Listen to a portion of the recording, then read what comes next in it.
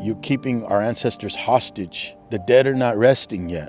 Thousands of ancestors are sitting in there, and we can't bring them home to give them peace. Did you know that US institutions like UC Berkeley still hold thousands of human remains belonging to indigenous communities? Here in San Francisco, the Muwekma Ohlone Tribe has been fighting for decades to be able to respectfully bury their ancestors. It's our spiritual obligation, our sacred responsibility to bring our ancestors home, sing those songs, do those dances, light that fire. Other institutions like Stanford University have worked closely with the tribe to repatriate their ancestors.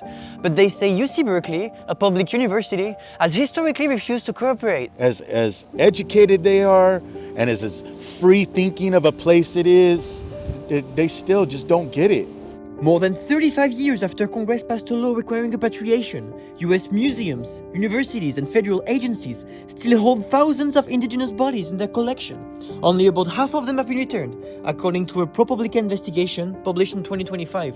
They will not allow us to see our ancestors. See, this is that racism. This is that continued area of oppression.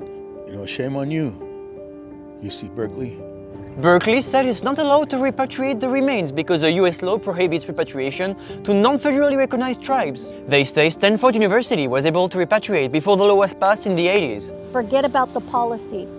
Do the right thing and just give us the people back, because you have the power to do it. They want a token Indian.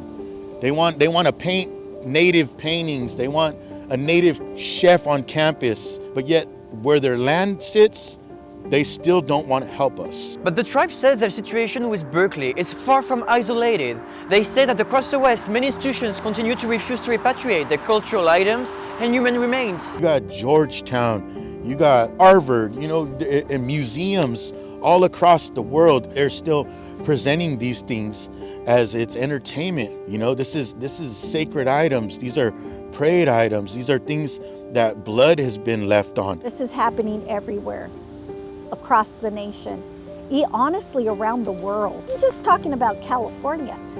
We had the Russians that came in, we have the French, and they all took something back home, and they still have them today, and they refuse to repatriate. There's change that could happen, but are you willing to make that change and make it right? And all we're asking is for our ancestors to come home.